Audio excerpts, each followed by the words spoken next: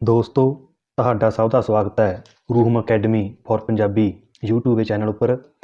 ਇਸ ਚੈਨਲ 'ਤੇ ਆਪਾਂ ਪੰਜਾਬੀ UGC ਨੈੱਟ ਸੰਬੰਧੀ ਚਰਚਾ ਕਰਾਂਗੇ। ਸਭ ਤੋਂ ਪਹਿਲਾਂ ਮੈਂ ਤੁਹਾਨੂੰ ਆਪਣੇ ਬਾਰੇ ਦੱਸ ਦਿਆਂ ਕਿ ਮੇਰਾ ਨਾਮ ਰਵਿੰਦਰ ਕੁਮਾਰ ਬਾਂਸਲ ਹੈ ਅਤੇ ਮੈਂ ਪੰਜਾਬ ਯੂਨੀਵਰਸਿਟੀ ਚੰਡੀਗੜ੍ਹ ਦੇ ਪੰਜਾਬੀ ਵਿਭਾਗ ਅੰਦਰ ਰਿਸਰਚ ਸਕਾਲਰ ਹਾਂ।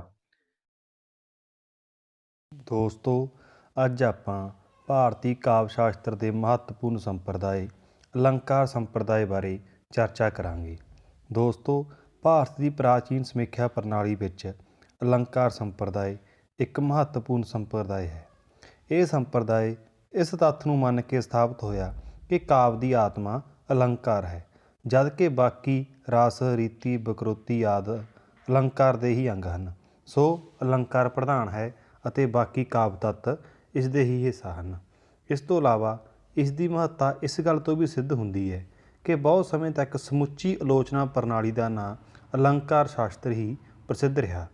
ਇੱਥੇ ਅਲੰਕਾਰ ਸ਼ਬਦ ਸੀਮਤ ਅਰਥ ਨਾ ਪ੍ਰਗਟਾ ਕੇ ਸਾਰੇ ਕਾਵਿ ਸਿਧਾਂਤਾਂ ਸੰਬੰਧੀ ਵਿਸ਼ਾਲ ਅਰਥ ਦਾ ਲਖਾਇਕ ਰਿਹਾ ਹੈ। ਦੋਸਤੋ, ਭਾਮਹ ਅਤੇ ਦੰਡੀ ਪ੍ਰਮੁੱਖ ਅਲੰਕਾਰ ਸ਼ਾਸਤਰੀ ਹੋਏ ਹਨ। ਸਭ ਤੋਂ ਪਹਿਲਾਂ ਪ੍ਰਸ਼ਨ ਉੱਠਦਾ ਹੈ ਕਿ ਅਲੰਕਾਰ ਕੀ ਹੈ। ਅਲੰਕਾਰ ਦੇ ਲੱਛਣ ਅਤੇ ਪਰਿਭਾਸ਼ਾਵਾਂ ਭਾਰਤੀ ਆਚਾਰੀਆਂ ਨੇ ਆਪੋ ਆਪਣੇ ਵਿਚਾਰਾਂ ਅਨੁਸਾਰ ਕੀਤੀਆਂ ਹਨ। ਭਾਮਹ ਨੇ ਕਿਹਾ ਹੈ ਕਿ ਸਹਿਜ ਸੁਭਾਅ ਰੂਪ ਵਾਲੀ ਭਾਸ਼ਾ ਵਿੱਚ ਕੋਈ ਚਮਤਕਾਰ ਨਹੀਂ ਹੁੰਦਾ। ਭਾਸ਼ਾ ਦੀ ਸਜਾਵਟ ਲਈ ਵਕ੍ਰੋਕਤੀ ਅਰਥਾਤ ਵਿੰਗੇ ਟੇਢੇ ਢੰਗ ਨਾਲ ਕਥਨ ਕਰਨਾ ਜ਼ਰੂਰੀ ਹੈ। ਇਸ ਦਾ ਭਾਵ ਇਹ ਹੈ ਕਿ ਅਲੰਕਾਰ ਦੀ ਜਿੰਦ ਜਾਨ ਵਕ੍ਰੋਕਤੀ ਹੈ। ਦੰਡੀ ਦਾ ਵਿਚਾਰ ਹੈ ਕਿ ਕਾਵਿ ਦੀ ਸ਼ੋਭਾ ਵਧਾਉਣ ਵਾਲੇ ਤੱਤ ਨੂੰ ਅਲੰਕਾਰ ਕਿਹਾ ਜਾਂਦਾ ਹੈ। ਇਸ ਦੇ ਅਨੁਸਾਰ ਅਲੰਕਾਰ ਉਹ ਕਾਵਿ ਤੱਤ ਹੈ ਜਿਸ ਨਾਲ ਕਾਵਿ ਵਿੱਚ ਸੁੰਦਰਤਾ ਪੈਦਾ ਹੁੰਦੀ ਹੈ। ਦੋਸਤੋ, ਵਾਮਨ ਨੇ ਲਿਖਿਆ ਕਿ ਸੁੰਦਰਤਾ ਜਾਂ ਸੌਂਦਰਿਆ ਹੀ ਅਲੰਕਾਰ ਹੈ। ਅਲੰਕਾਰ ਕਾਵਿ ਦੇ ਗਹਿਣੇ ਹਨ। ਇਹਨਾਂ ਨਾਲ ਕਾਵਿ ਦਾ ਸਾਜ ਸ਼ਿੰਗਾਰ ਅਤੇ ਸਜਾਵਟ ਹੁੰਦੀ ਹੈ। ਦੋਸਤੋ, ਹੁਣ ਮਸਲਾ ਉੱਠਦਾ ਹੈ ਕਿ ਇਹਨਾਂ ਅਲੰਕਾਰ ਦੀ ਕਾਵਿ ਵਿੱਚ ਕੀ ਮਹੱਤਤਾ ਹੈ, ਭਾਵ ਕਾਵਿ ਅੰਦਰ ਇਹਨਾਂ ਦੀ ਕਿੰਨੀ ਕੁ ਜ਼ਰੂਰਤ ਹੈ। ਦੋਸਤੋ, ਅਲੰਕਾਰਾਂ ਦੀ ਮਹੱਤਤਾ ਬਾਰੇ ਭਾਰਤੀ ਸੰਸਕ੍ਰਿਤ ਸਮਾਲੋਚਕਾਂ ਨੇ ਭਿੰਨ-ਭਿੰਨ ਵਿਚਾਰ ਪ੍ਰਗਟ ਕੀਤੇ। ਭਾਮਹ ਦਾ ਕਥਨ ਹੈ ਕਿ ਸੁੰਦਰੀ ਦਾ ਅਣ ਸ਼ਿੰਗਾਰਿਆ ਮੁਖੜਾ ਸੋਹਣਾ ਹੁੰਦਾ ਹੋਇਆ ਵੀ ਗਹਿਣਿਆਂ ਤੋਂ ਬਗੈਰ ਪੂਰੀ ਸ਼ੋਭਾ ਨਹੀਂ ਦਿੰਦਾ। ਅਰਥਾਤ ਕਵਿਤਾ ਸੁੰਦਰੀ ਕਦੇ ਵੀ ਸੁੰਦਰੀ ਨਹੀਂ ਕਹੀ ਜਾ ਸਕਦੀ ਜਦੋਂ ਤੱਕ ਅਲੰਕਾਰਾਂ ਨਾਲ ਸਜਾਈ ਨਾ ਗਈ ਹੋਵੇ। ਅਗਨੀ ਪੁਰਾਣ ਵਿੱਚ ਵੀ ਕਿਹਾ ਗਿਆ ਕਿ ਅਰਥ ਅਲੰਕਾਰਾਂ ਤੋਂ ਹੀਨ ਸਰਸਵਤੀ ਇੱਕ ਵਿਧਵਾ ਵਾਂਗੂ ਹੈ। ਦੋਸਤੋ, ਇਸ ਤਰ੍ਹਾਂ ਹੀ ਜੈਦੇਵ ਨੇ ਕਿਹਾ ਹੈ ਕਿ ਜਿਹੜਾ ਅਲੰਕਾਰਾਂ ਤੋਂ ਰਹਿਤ ਕਾਵਿ ਨੂੰ ਕਾਵਿ ਸਵੀਕਾਰ ਕਰਦਾ ਹੈ ਉਹ ਅਗਨੀ ਨੂੰ ਸੇਕ ਤੋਂ ਹੀਨ ਕਿਉਂ ਨਹੀਂ ਮੰਨ ਲੈਂਦਾ। ਇਸ ਤੋਂ ਭਾਵ ਹੈ ਕਿ ਜਿਵੇਂ ਸੇਕ ਤੇ ਅੱਗ ਦਾ ਸੰਬੰਧ ਅਨਿੱਖੜਵਾਂ ਹੈ, ਉਵੇਂ ਹੀ ਕਾਵਿ ਅਤੇ ਅਲੰਕਾਰ ਆਪਸ ਵਿੱਚ ਇੱਕ ਦੂਜੇ ਵਿੱਚ ਸਮਾਏ ਹੋਏ ਹਨ, ਭਾਵ ਆਪੋ ਵਿੱਚ ਅਨਿੱਖੜ ਹਨ। ਹਰੇਕ ਰਚਨਾਕਾਰ ਆਪਣੀ ਰਚਨਾ ਅੰਦਰ ਅਲੰਕਾਰਾਂ ਦੀ ਵਰਤੋਂ ਕਰਦਾ ਹੈ, ਪਰ ਉਹ ਇਹ ਵਰਤੋਂ ਕਿਉਂ ਕਰਦਾ ਹੈ, ਭਾਵ ਇਹਨਾਂ ਦੀ ਕੀ ਲੋੜ ਹੈ। ਇਸ ਦਾ ਮਨੋਵਿਗਿਆਨਕ ਉੱਤਰ ਇਹ ਹੈ ਕਿ ਕਿਸੇ ਬੋਲੀ ਅੰਦਰ ਸਮੋਏ ਵਿਚਾਰਾਂ, ਭਾਵਾਂ, ਸੱਚਾਈਆਂ ਜਾਂ ਵਸਤੂ ਚਿਤਰਣ ਵਿੱਚ ਸਪਸ਼ਟਤਾ, ਸਫਾਈ, ਪ੍ਰਭਾਵਕਤਾ, ਰਮਣੀਕਤਾ, ਸੂਖਮਤਾ, ਤੀਬਰਤਾ, ਰੋਮਾਂਚਕਤਾ, ਸੰਘਣਤਾ, ਚਮਤਕਾਰ, ਕੋਮਲ ਆਦਿ ਪੈਦਾ ਕਰਨ ਲਈ ਅਲੰਕਾਰ ਸਾਰਿਆਂ ਦਾ ਉਦੇਸ਼ ਹੁੰਦਾ ਹੈ। ਵਰਣਨ ਗੋਚਰੇ ਭਾਵ ਜਾਂ ਵਿਚਾਰ ਨੂੰ ਚੋਟੀ ਤੱਕ ਪਹੁੰਚਾਉਣਾ, ਕਿਸੇ ਵਸਤੂ ਦਾ ਰੂਪ, ਆਕਾਰ ਅਤੇ ਗੁਣ ਵਧਾ ਕੇ ਦਿਖਾਉਣਾ, ਕਿਸੇ ਸ਼ੈ ਦੇ ਰੰਗ, ਵਿਸ਼ੇਸ਼ਤਾ ਆਦਿ ਨੂੰ ਹੋਰ ਪ੍ਰਭਾਵਜਨਕ ਰੂਪ ਵਿੱਚ ਪ੍ਰਗਟ ਕਰਨਾ ਅਤੇ ਕਵੀ ਬਲ ਨੂੰ ਪ੍ਰਭਾਵਕਾਰੀ ਬਣਾਉਣਾ। ਦੋਸਤੋ, ਹੁਣ ਗੱਲ ਕਰਦੇ ਹਾਂ ਅਲੰਕਾਰਾਂ ਦੇ ਭੇਦਾਂ ਦੀ। ਦੋਸਤੋ, ਅਲੰਕਾਰਾਂ ਦੇ ਸੰਬੰਧੀ ਦੰਡੀ ਦਾ ਕਹਿਣਾ ਹੈ ਕਿ ਅਲੰਕਾਰਾਂ ਦੀ ਆਏ ਦਿਨ ਸਿਰਜਣਾ ਹੁੰਦੀ ਰਹਿੰਦੀ ਹੈ। ਇਸ ਵਾਸਤੇ ਅਲੰਕਾਰਾਂ ਦੀ ਸਰਬੰਗੀ ਅਤੇ ਸੰਪੂਰਨ ਗਿਣਤੀ ਕੋਈ ਨਹੀਂ ਕਰ ਸਕਦਾ। ਫਿਰ ਵੀ ਭਾਰਤੀ ਆਚਾਰੀਆਂ ਨੇ ਇਸ ਪਾਸੇ ਸ਼ਲਾਘਾਯੋਗ ਯਤਨ ਕੀਤੇ ਹਨ। ਦੋਸਤੋ, ਵੱਖ-ਵੱਖ ਵਿਦਵਾਨਾਂ ਨੇ ਅਲੰਕਾਰਾਂ ਦੀ ਵੰਡ ਆਪਣੇ ਹਿਸਾਬ ਨਾਲ ਕੀਤੀ, ਪਰ ਮੰਮਟ ਅਤੇ ਵਿਸ਼ਵਨਾਥ ਦੀ ਵੰਡ ਨੂੰ ਸੌਖਾ ਅਤੇ ਮਹੱਤਵਪੂਰਨ ਮੰਨਿਆ ਜਾਂਦਾ ਹੈ। ਉਹਨਾਂ ਨੇ ਅਲੰਕਾਰਾਂ ਨੂੰ 3 ਵਰਗਾਂ ਵਿੱਚ ਵੰਡਿਆ। ਨੰਬਰ 1 ਸ਼ਬਦ ਅਲੰਕਾਰ, ਨੰਬਰ 2 ਅਰਥ ਅਲੰਕਾਰ, ਨੰਬਰ 3 ਸ਼ਬਦਾਰਥ ਅਲੰਕਾਰ। ਜਿੱਥੇ ਕਾਵਿ ਵਿੱਚ ਸ਼ਬਦਾਂ ਦੇ ਆਧਾਰ ਉੱਤੇ ਹੀ ਕੋਈ ਕਾਵਿਕ ਚਮਤਕਾਰ ਹੋਵੇ, ਉੱਥੇ ਸ਼ਬਦ ਅਲੰਕਾਰ ਹੁੰਦਾ ਹੈ। ਸ਼ਬਦ ਅਲੰਕਾਰ ਸਿਰਫ ਸ਼ਬਦਾਂ ਉੱਤੇ ਨਿਰਭਰ ਹੁੰਦੇ ਹਨ। ਜਦੋਂ ਤੱਕ ਉਹ ਵਿਸ਼ੇਸ਼ ਸ਼ਬਦ ਟਿਕੇ ਰਹਿੰਦੇ ਹਨ ਉਦੋਂ ਤੱਕ ਉਹ ਵਿਸ਼ੇਸ਼ ਅਲੰਕਾਰ ਰਹਿੰਦਾ ਹੈ। ਵਿਸ਼ੇਸ਼ ਸ਼ਬਦ ਦੇ ਹਟਣ ਨਾਲ ਉਹ ਅਲੰਕਾਰ ਵੀ ਹਟ ਜਾਂਦਾ ਹੈ। ਅਰਥ ਅਲੰਕਾਰ ਕਾਵਿ ਦੇ ਅਰਥਾਂ ਉੱਤੇ ਨਿਰਭਰ ਰਹਿੰਦਾ ਹੈ। ਜਿਨ੍ਹਾਂ ਸ਼ਬਦਾਂ ਨਾਲ ਜਿਸ ਅਲੰਕਾਰ ਦੀ ਉਪਜ ਹੁੰਦੀ ਹੈ ਉਹਨਾਂ ਸ਼ਬਦਾਂ ਦੇ ਬਦਲਣ 'ਤੇ ਵੀ ਉਹ ਅਲੰਕਾਰ ਬਣਿਆ ਰਹੇ ਤਾਂ ਅਰਥ ਅਲੰਕਾਰ ਹੁੰਦਾ ਹੈ। ਭਾਵ ਅਲੰਕਾਰਾਂ ਦਾ ਚਮਤਕਾਰ ਅਰਥਾਂ ਉੱਤੇ ਨਿਰਭਰ ਕਰਦਾ ਹੈ, ਸ਼ਬਦਾਂ ਉੱਤੇ ਨਹੀਂ। ਜਿਹੜੇ ਅਲੰਕਾਰ ਸ਼ਬਦ ਅਤੇ ਅਰਥ ਦੋਹਾਂ ਉੱਤੇ ਨਿਰਭਰ ਹੋ ਕੇ ਦੋਹਾਂ ਵਿੱਚ ਕਾਵਿਕ ਚਮਤਕਾਰ ਪੈਦਾ ਕਰਦੇ ਹਨ ਉਹ ਸ਼ਬਦਾਰਥ ਅਲੰਕਾਰ ਹੁੰਦੇ ਹਨ। ਦੋਸਤੋ, ਹੁਣ ਆਪਾਂ ਕੁਝ ਮਹੱਤਵਪੂਰਨ ਅਲੰਕਾਰਾਂ ਬਾਰੇ ਚਰਚਾ ਕਰਾਂਗੇ ਕਿ ਇਹਨਾਂ ਦੀ ਕੀ ਵਿਲੱਖਣਤਾ ਹੈ ਅਤੇ ਕਾਵਿ ਅੰਦਰ ਇਹਨਾਂ ਦੀ ਵਰਤੋਂ ਕਿਵੇਂ ਕੀਤੀ ਜਾਂਦੀ ਹੈ। ਦੋਸਤੋ, ਪਹਿਲਾ ਅਲੰਕਾਰ ਹੈ ਅਨੁਪਰਾਸ। ਜਿੱਥੇ ਅੱਖਰਾਂ ਦੀ ਅਰਥਾਤ ਵਿਅੰਜਨਾਂ ਦੀ ਸਮਾਨਤਾ ਹੋਵੇ, ਭਾਵੇਂ ਸੁਰਾਂ ਦੀ ਸਮਾਨਤਾ ਹੋਵੇ ਚਾਹੇ ਨਾ, ਉੱਥੇ ਅਨੁਪਰਾਸ ਅਲੰਕਾਰ ਹੁੰਦਾ ਹੈ। ਜਿਵੇਂ ਕਿ ਉਪਰੋਕਤ ਲਾਈਨਾਂ ਵਿੱਚ ਦਰਸ਼ਨ, ਪਰਸਨ, ਸਰਸਨ, ਹਰਸਨ, ਇੱਥੇ ਰਸਨ ਅੱਖਰ ਬਾਰ-ਬਾਰ ਆਇਆ ਹੈ। ਇਉਂ ਇੱਥੇ ਵਰਨਾਂ ਵਿੱਚ ਇੱਕ ਸੰਗੀਤ ਜਿਹਾ ਪੈਦਾ ਹੋ ਜਾਂਦਾ ਹੈ ਜਿਹੜਾ ਕਿ ਕੰਨਾਂ ਨੂੰ ਰਸਮਈ ਲੱਗਦਾ ਹੈ। ਇੱਥੇ ਅਨੁਪਰਾਸ ਅਲੰਕਾਰ ਦੀ ਉਪਸਥਿਤੀ ਹੈ। ਅਗਲਾ ਅਲੰਕਾਰ ਹੈ ਜਮਕ। ਦੋਸਤੋ, ਜਿੱਥੇ ਨਿਰਅਰਥਕ ਅਰਥਾਂ ਜਾਂ ਭਿੰਨ-ਭਿੰਨ ਅਰਥਾਂ ਵਾਲੇ ਸਾਰਥਕ ਅੱਖਰਾਂ ਦਾ ਦੁਹਰਾਉ ਹੋਵੇ ਉੱਥੇ ਜਮਕ ਅਲੰਕਾਰ ਹੁੰਦਾ ਹੈ। ਅਗਲਾ ਹੈਗਾ ਸਲੇਸ਼। ਜਿੱਥੇ ਸ਼ਬਦ ਦੇ ਇੱਕ ਜਾਂ ਅਨੇਕ ਅਰਥ ਹੋਣ ਉੱਥੇ ਸਲੇਸ਼ ਅਲੰਕਾਰ ਹੁੰਦਾ ਹੈ।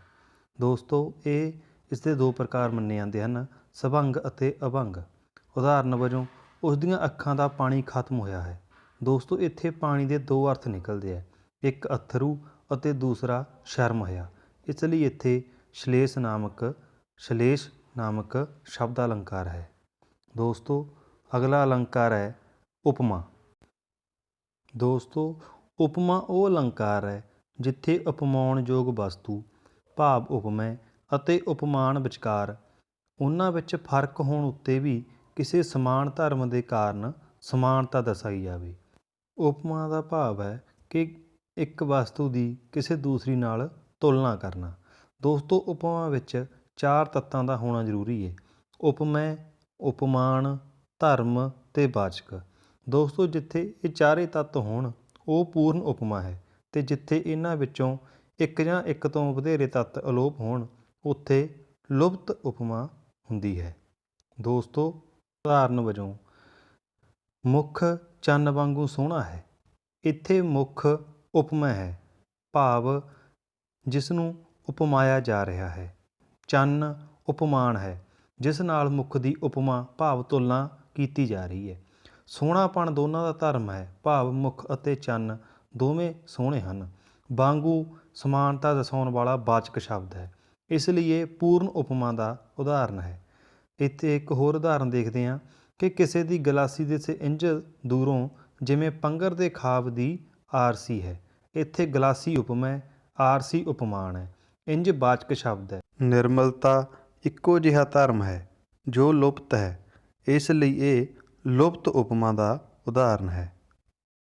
ਦੋਸਤੋ, ਅਗਲਾ ਅਲੰਕਾਰ ਹੈ ਉਪਮੇय ਉਪਮਾ। ਜਿੱਥੇ ਉਪਮੇय ਉਪਮਾਨ ਅਤੇ ਉਪਮਾਨ ਉਪਮੇय ਬਣਦਾ ਦਿਖਾਈ ਦੇਵੇ ਉੱਥੇ ਇਹ ਅਲੰਕਾਰ ਹੁੰਦਾ ਹੈ। ਜਿਵੇਂ ਚੰਦਰਮਾ ਜਿਹਾ ਮੁੱਖ ਹੈ ਅਤੇ ਮੁੱਖ ਜਿਹਾ ਚੰਦਰਮਾ ਹੈ। ਅਗਲਾ ਅਲੰਕਾਰ ਹੈ ਸਮਰਨ।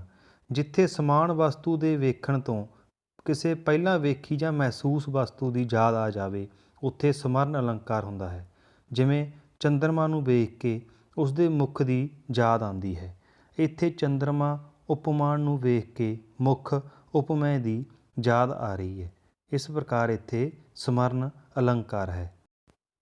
ਦੋਸਤੋ, ਰੂਪਕ ਭਾਵ ਮੈਟਾਫਰ ਮਹੱਤਵਪੂਰਨ ਅਲੰਕਾਰ ਹੈ। ਉਪਮੇय ਅਤੇ ਉਪਮਾਨ ਦੀ ਜੋ ਆਪਸ ਵਿੱਚ ਇੱਕ ਰੂਪਤਾ ਜਾਂ ਅਭੇਦਤਾ ਹੈ ਉਸ ਨੂੰ ਰੂਪਕ ਅਲੰਕਾਰ ਕਹਿੰਦੇ ਹਨ।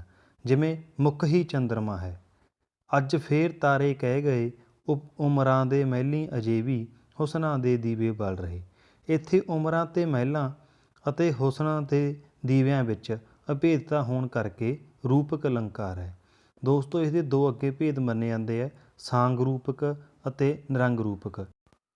ਦੋਸਤੋ, ਅਗਲਾ ਅਲੰਕਾਰ ਹੈ ਅਤਕਥਨੀ। ਲੋਕ ਮਰਿਆਦਾ ਦਾ ਉਲੰਘਣ ਕਰਕੇ ਕਿਸੇ ਵਸਤੂ ਜਾਂ ਗੱਲ ਦਾ ਵਧਾ ਚੜ੍ਹਾ ਕੇ ਵਰਣਨ ਕਰਨ ਦੀ ਅਲੰਕਾਰਕ ਸ਼ੈਲੀ ਨੂੰ ਅਤਕਥਨੀ ਅਲੰਕਾਰ ਕਿਹਾ ਜਾਂਦਾ ਹੈ। ਦੋਸਤੋ, ਅਤਕਥਨੀ ਅਲੰਕਾਰ ਬਹੁਤ ਮਹੱਤਵਪੂਰਨ ਹੈ। ਪੰਜਾਬੀ ਕਿੱਸਾਕਾਰਾਂ ਨੇ ਬਹੁਤ ਥਾਵਾਂ ਉੱਪਰ ਅਤਕਥਨੀ ਅਲੰਕਾਰ ਦੀ ਵਰਤੋਂ ਕੀਤੀ ਹੈ। ਇਹਨਾਂ ਤੋਂ ਬਿਨਾਂ ਹੋਰ ਵੀ ਬਹੁਤ ਸਾਰੇ ਅਲੰਕਾਰ ਭਾਰਤੀ ਅਲੰਕਾਰ ਸ਼ਾਸਤਰ ਅੰਦਰ ਪਾਏ ਜਾਂਦੇ ਹਨ, ਪਰ ਸਾਡੇ ਲਈ ਮੁੱਖ ਤੌਰ 'ਤੇ ਇਹ ਅਲੰਕਾਰ ਹੀ ਮਹੱਤਵਪੂਰਨ ਹਨ। ਦੋਸਤੋ, ਬਾਮਿਆਂ ਅਤੇ ਦੰਡੀ ਅਲੰਕਾਰ ਨੂੰ ਕਾਵਿ ਦੀ ਆਤਮਾ, ਜਿੰਦ ਜਾਨ ਅਤੇ ਸਰਬੰਸ ਮੰਨਦੇ ਹਨ, ਪਰੰਤੂ ਰਸਵਾਦੀ ਆਚਾਰੀਆ ਜਿਵੇਂ ਮੰਮਟ, ਵਿਸ਼ਵਨਾਥ ਆਦਿ ਨੇ ਅਲੰਕਾਰ ਨੂੰ ਰਸ ਦਾ ਸਹਾਇਕ ਅੰਗ, ਕਾਵਿ ਦਾ ਅਨਿੱਤ ਧਰਮ ਅਤੇ ਸ਼ਿੰਗਾਰ ਸਾਧਨ ਹੀ ਸਵੀਕਾਰ ਕਰਦੇ ਹੈ। ਦੋਸਤੋ, ਮਗਰਲੇ ਆਚਾਰੀਆਂ ਨੇ ਵੀ ਰਸਵਾਦੀਆਂ ਦਾ ਹੀ ਸਮਰਥਨ ਕੀਤਾ ਹੈ, ਜਿਨ੍ਹਾਂ ਦੇ ਅਨੁਸਾਰ ਅਲੰਕਾਰ ਕਾਵਿ ਦੀ ਆਤਮਾ ਨਹੀਂ ਹੋ ਸਕਦੇ। ਇਹ ਕੇਵਲ ਕਾਵਿ ਵਿੱਚ ਚਮਤਕਾਰ, ਸੌਂਦਰਯ, ਸਰਸਤਾ, ਸੁਹਜ ਅਤੇ ਸੰਜੀਵਤਾ ਪੈਦਾ ਕਰਨ ਦੇ ਸ਼ੈਲੀ ਸਾਧਨ ਹਨ। ਦੋਸਤੋ, ਉਮੀਦ ਹੈ ਹੁਣ ਤੱਕ ਦਿੱਤੀ ਜਾਣਕਾਰੀ ਤੁਹਾਨੂੰ ਚੰਗੀ ਲੱਗੀ ਹੋਵੇਗੀ। NTA UGC ਨੈੱਟ ਦੇ ਸੰਬੰਧੀ ਹੋਰ ਜਾਣਕਾਰੀ ਪ੍ਰਾਪਤ ਕਰਨ ਲਈ ਸਾਡੇ ਇਸ YouTube ਚੈਨਲ ਨਾਲ ਜੁੜੇ ਰਹੋ। ਧੰਨਵਾਦ।